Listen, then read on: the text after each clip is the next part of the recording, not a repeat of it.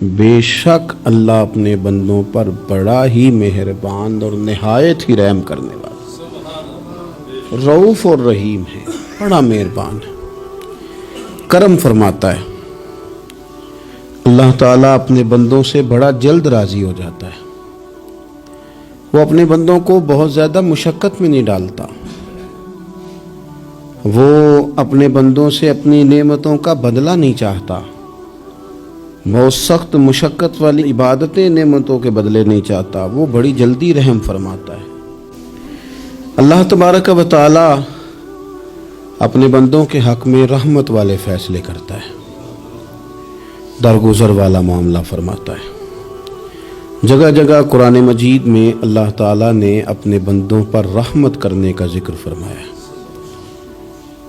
ان اللہ یغفر الذنوب جمیعا، فرمایا بے شک رب تمہارے سارے ہی گناہ معاف فرما دے گا۔ تم نا امید نہ ہونا، وہ معاف کر دے گا تمہیں۔ کچھ غلطیاں ہم کرنا نہیں چاہتے پر ہم سے ہو جاتی ہیں، کچھ دل ہم توڑنا نہیں چاہتے پر وہ ٹوٹ جاتے ہیں، ہماری مجبوری ہوتی ہے ٹوٹ جاتے ہیں۔ رات کو اس کی بارگاہ میں ہاتھ باندھ کے کشکول طلب دراز کر کے خوب استغفار پڑھنا چاہیے کہ مالک بندے ہیں نا، کیا کریں، نفس کا ساتھ ہے، دنیا کا ساتھ ہے، خواہشات نفسانیہ، مالک معاف کر دے۔ درد سے توبہ، رسم نہ ہو، کہانی نہ ہو، لفظ نہ ہو، جملے نہ ہوں، اور جناب ایسے لوگوں کے بیچ بڑے ہاتھ باندھ کے اور بڑا کوئی ضرورت نہیں، آپ اکیلے اپنی چارپائی پہ بستر کے اندر منہ دے کے بھی درد سے کہیں گے نا معاف کر دے، تو وہ تو مہربانی بڑا ہے۔ گناہگاروں کے آنسو اس کی بارگاہ میں بڑے مقبول ہیں۔ بندہ کوئی ناراض ہو جائے تو ہمیں کوئی نیند آتی، اس کے گھر چلے جاتے ہیں۔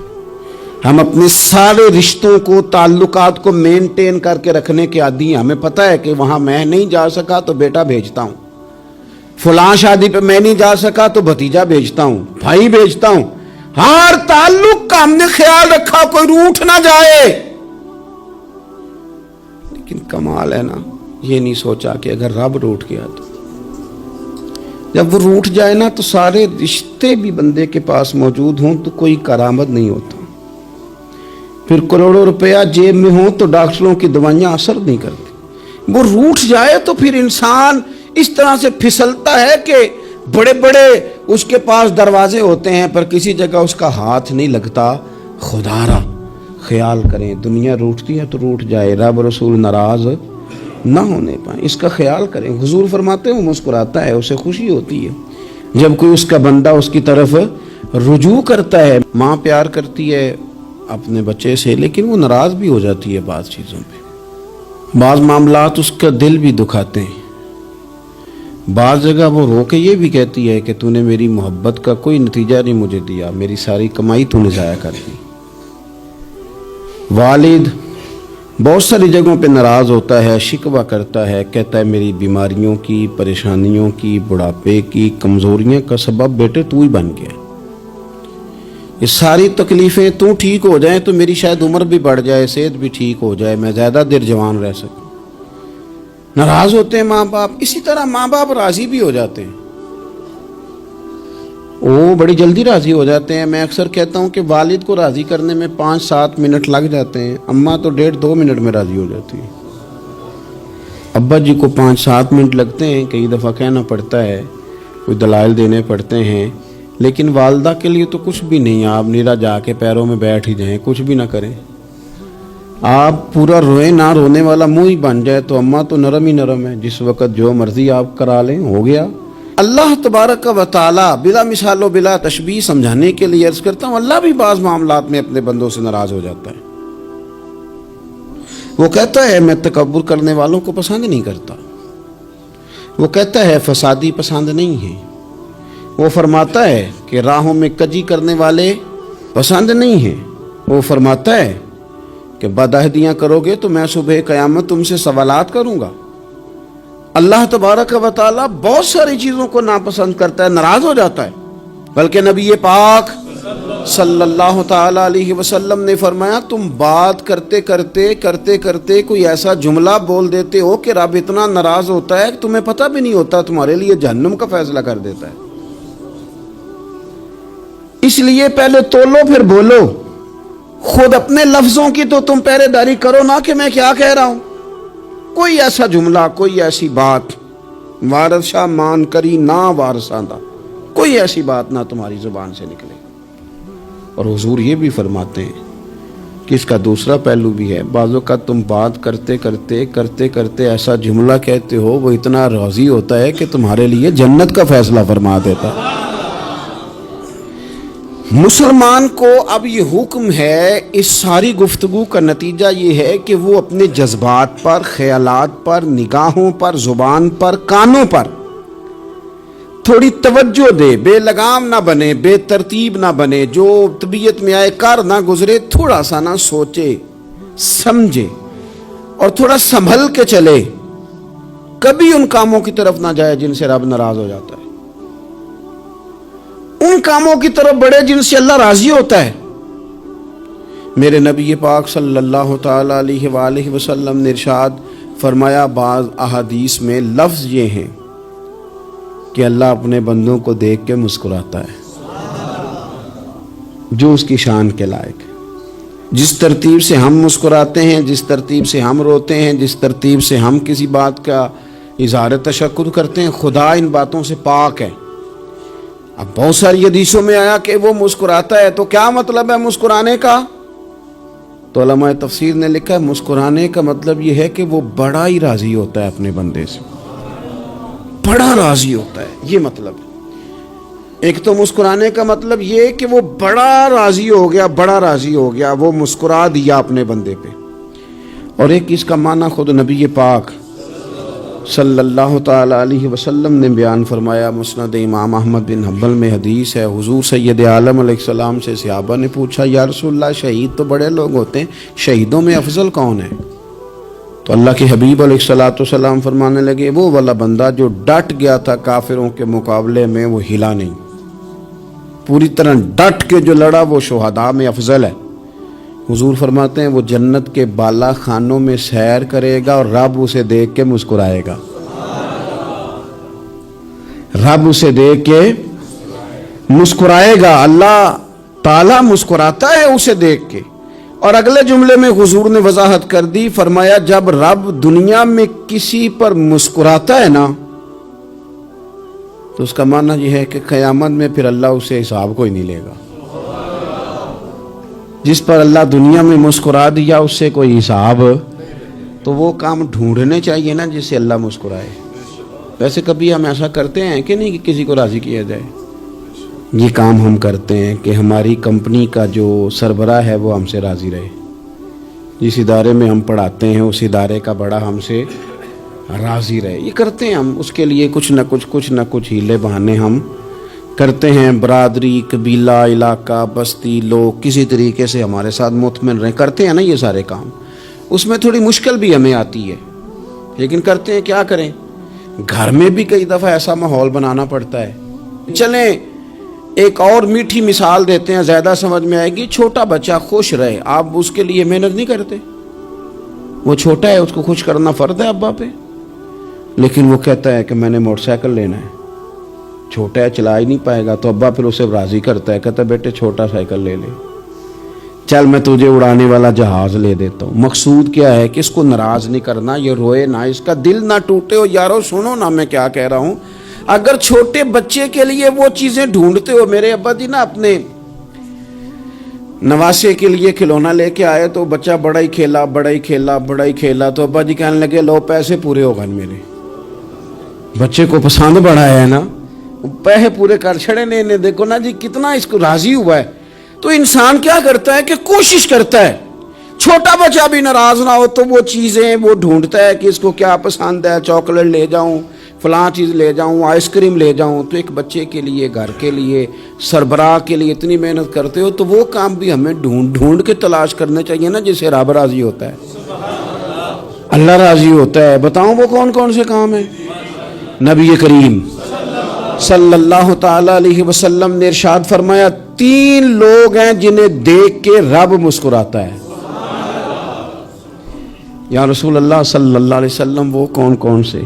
تو محبوب فرمانے لگے ایک وہ بندہ ساری مخلوق سوئی ہے، آدھی رات ہے، رات کا پچھلا پہر ہے، اس نے اٹھ کے وضو کر لیا، مصلی پہ کھڑا ہو گیا خدا کی یاد میں. فرمایا اسے دیکھ کے رب مسکراتا ہے جو اس کی شان کے لائق ہے. مسکراتا ہے اللہ، یہ تو سونے کا ٹائم تھا، یہ تو گہری نیند آنے کا وقت تھا، رات کا پچھلا پہر. رات پوے تے بے درداں نو نیند پیاری آوے تے درد منداں نو یاد سجن دی ستیاں وی آن جگاوے. اور ساون کی کالی راتوں میں جب بوندا باندی ہوتی ہے، وہ راتوں کو اٹھ اٹھ روتے ہیں جب خلقت ساری سوتی ہے. اللہ مسکراتا ہے. اور سننا میرے بھائی، میرے نبی پاک صلی اللہ تعالی علیہ وسلم فرماتے ہیں جب مسلمان نماز کے لیے صفیں بناتے ہیں نا، ترتیب لگ رہی ہوتی ہے، اب اللہ کی بارگاہ میں کھڑے ہوں گے، قیام کریں گے، رکوع کریں گے، سجود کریں گے. فرمایا جب مومن صفیں بناتے ہیں تو رب دیکھ کے مسکراتا ہے، مسکراتا ہے. کمال ہو گئے عروج بندگی کا. جب بندے کو دیکھ کے رب مسکرائے، خدا بندے سے خود پوچھے بتا تیری رضا کیا ہے، مسکراتا ہے. اور میرے نبی پاک علیہ السلام فرماتے ہیں جب مجاہد جہاد کے لیے صفیں سیدھی کرتے ہیں، آج تو یہ رب کے نام پہ مرنے ہی آ گئے، یہ صفوں میں کھڑے ہوں گے، ترتیب سے لڑیں گے، ترتیب سے گلا کاٹیں گے کافروں کا یا شہادت لیں گے. فرمایا جب جہاد کے لوگ صفیں بناتے ہیں تو رب انہیں دیکھ کے مسکراتا ہے. کتنے نصیبوں والا وہ بندہ ہے جسے دیکھ کے مسکرا دیا. او یار، کبھی تیرا بیٹا تیرے سامنے مسکرائے نا چھوٹا تو تیرا دل باغ باغ ہو جاتا ہے. تیری ماں بیمار کسی ایک دن صحیح طرح ہنس پڑے تو طبیعت خوش ہو جاتی. مجھے بتاؤ نا جس کا رب بھی اسے دیکھ کے ہنس پڑے، جو اس کی شان کے لائق ہے، کیا اس بندے کے نصیبے ہیں، کیا اس کے مقدر ہیں. آپ اس مقام پر اپنے آپ کو لائیں. اب دیکھیں نا، یہ حدیث آپ نے سن لی، اب ہم نے نا اس طرح صفحے نہیں بنانے جس طرح ساری دنیا، اب ذرا صفحے بھی شوق سے بنائیں گے.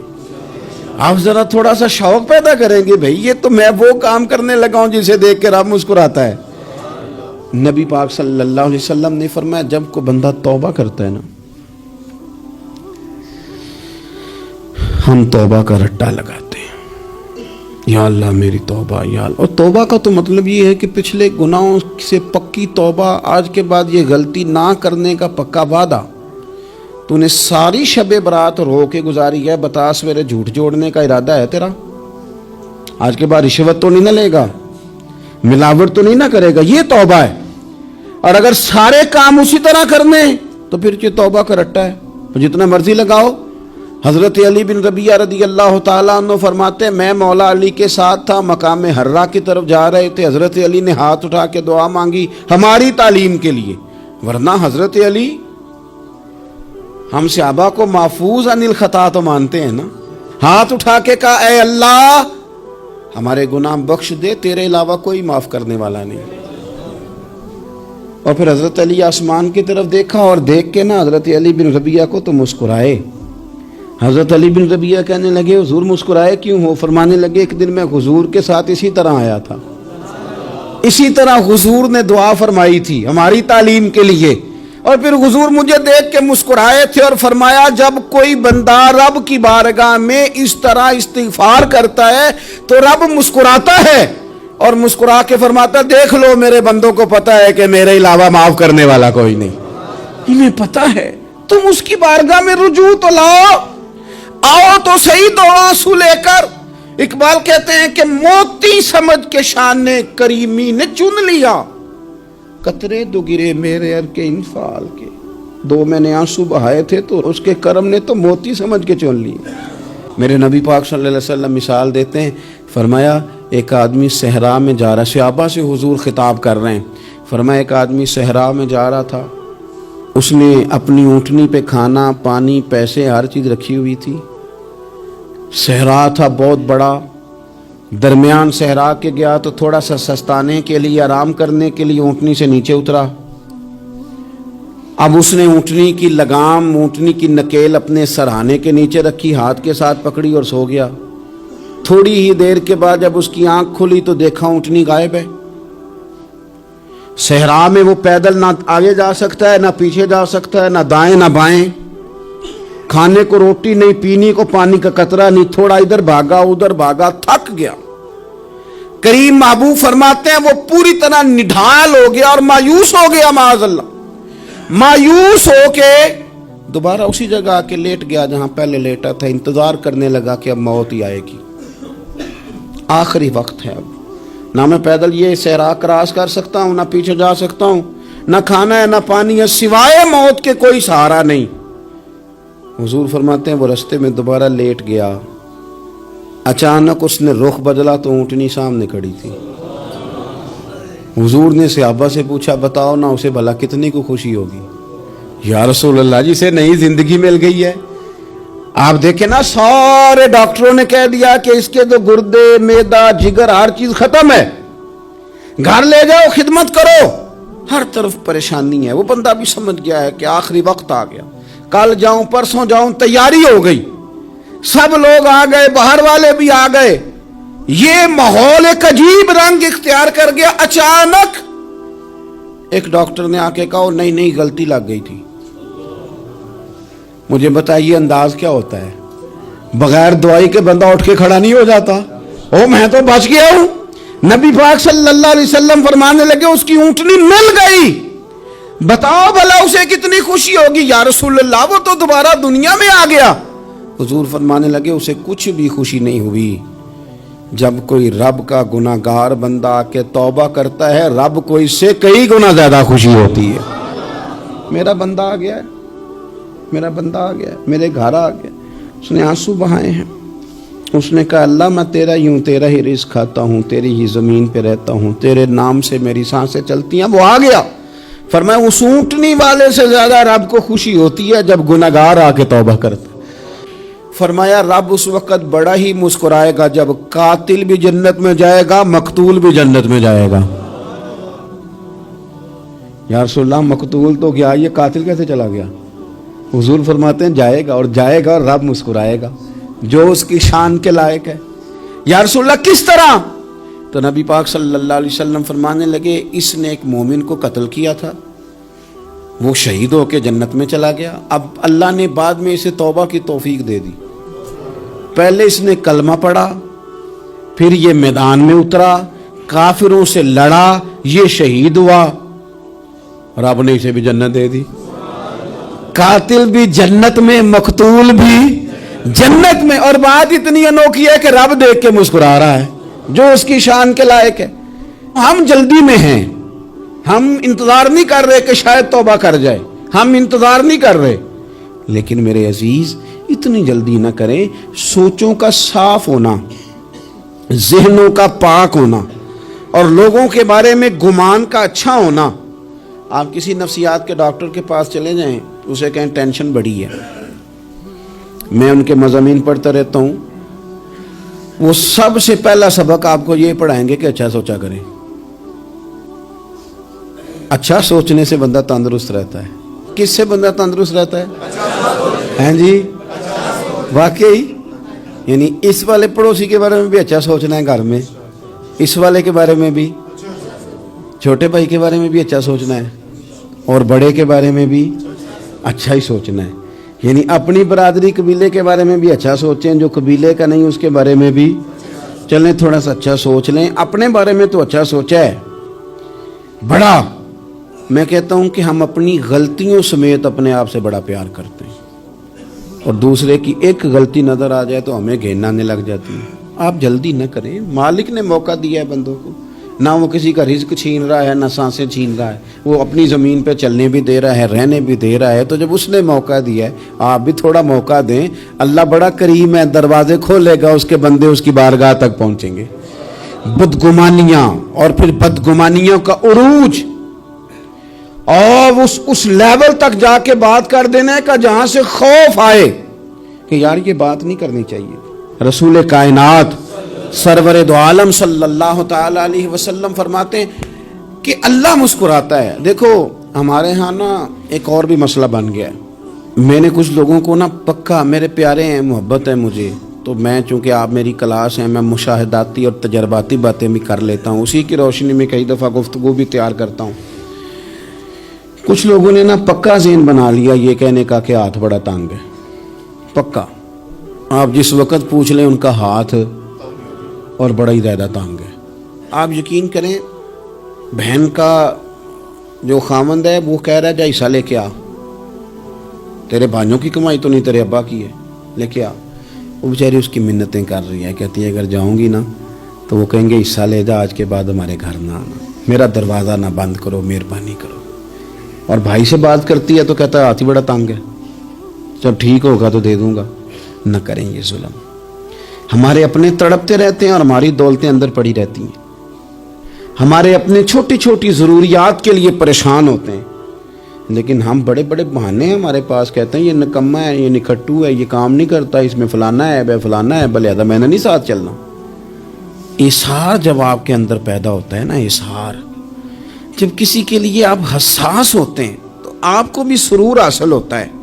न करें ये काम कि आपको अल्लाह ने वुसअत दी है और हर वक्त आप हाथ तांग होने का रोना रो रहे हैं, हर वक्त आप ये कह रहे हैं मैं बड़ी आजमाइश में हूं, जब खुदा ने आप पे नहीं डाली। तो इतने झूठ बोलना सिर्फ इसलिए कि मेरे पैसे बच जाएं, सिर्फ इसलिए कहानी सुनाना कि हालात मेरे बड़े ख़राब हैं कि कोई बंदा मेरे से कुछ थोड़ा बहुत कर्ज ना मांग ले।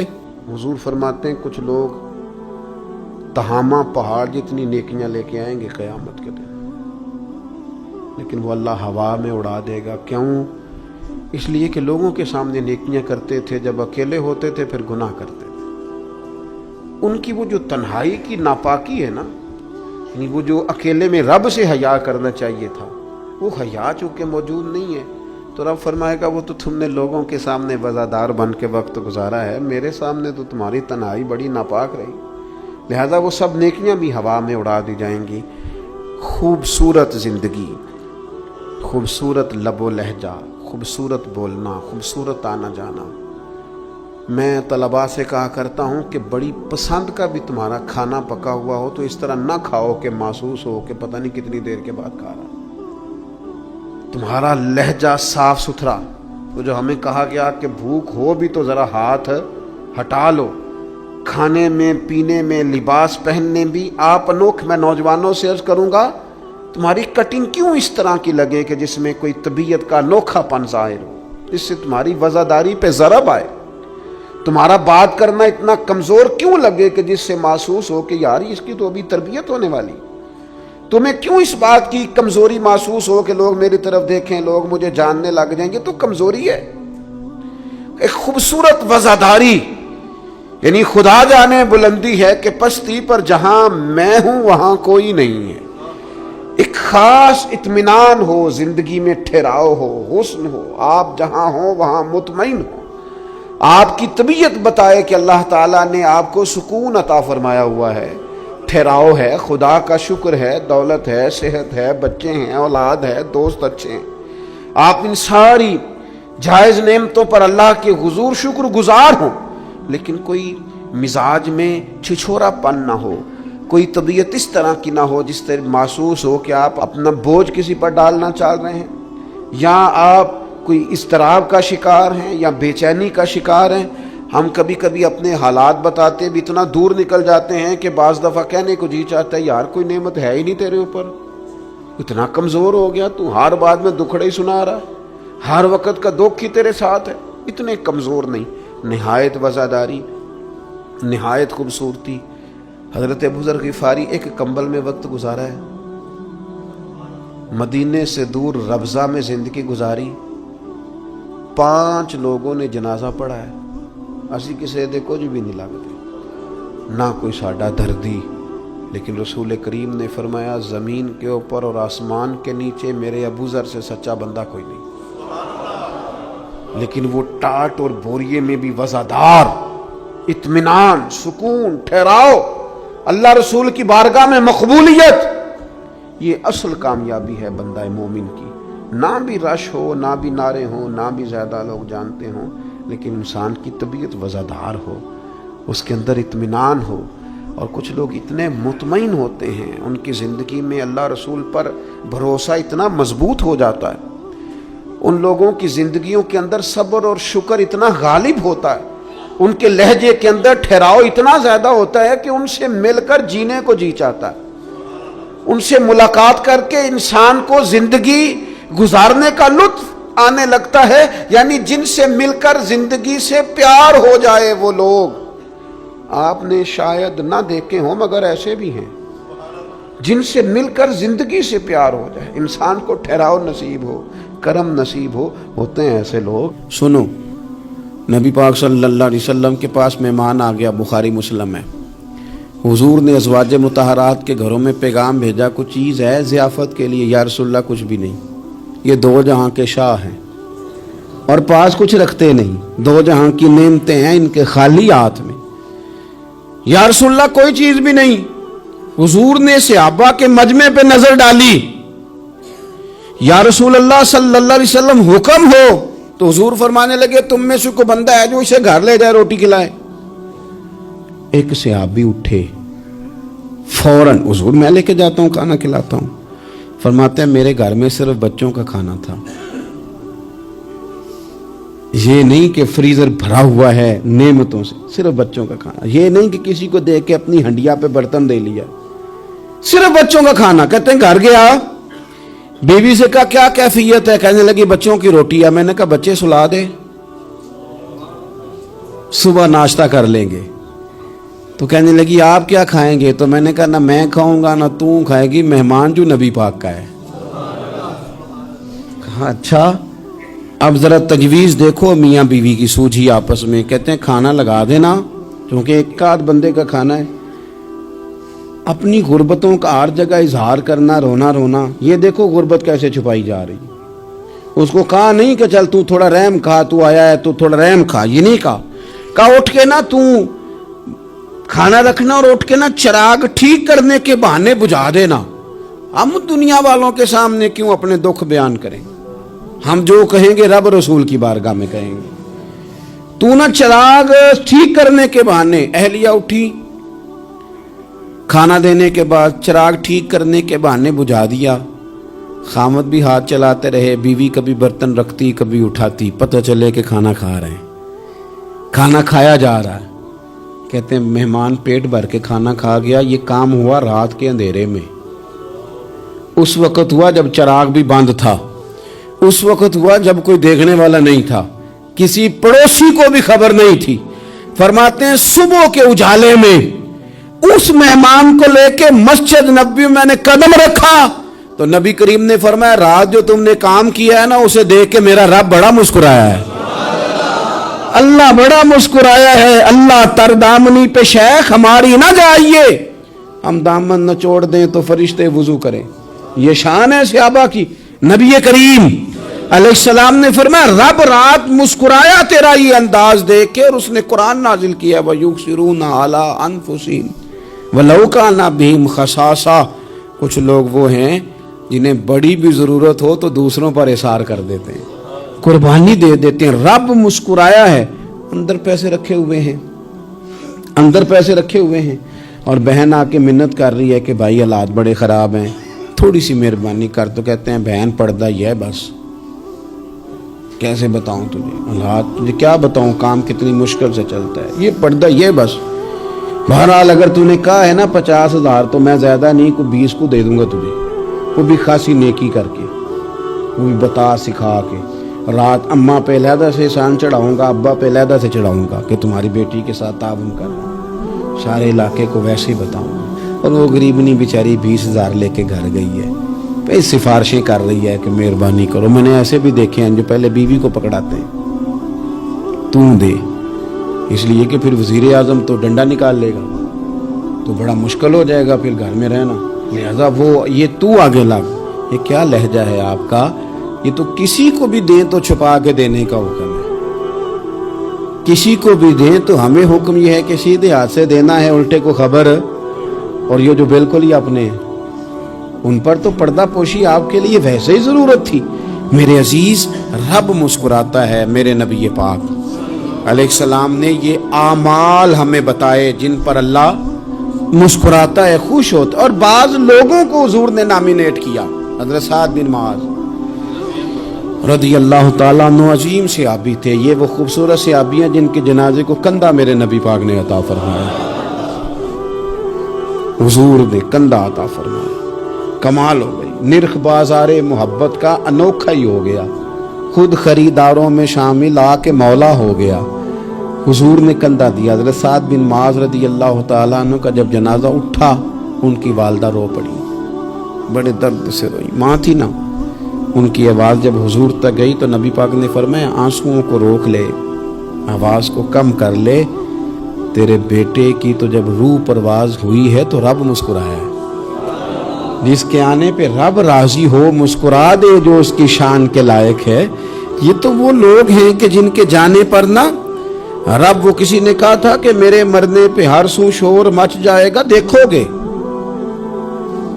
میرے مرنے پہ ہر سو شور تمہیں پتہ چل جائے گا جب ہم جائیں گے، میرے مرنے پہ ہر سو شور مچ جائے گا دیکھو گے، اور کہنے الوداع سرکار خود تشریف لائیں گے۔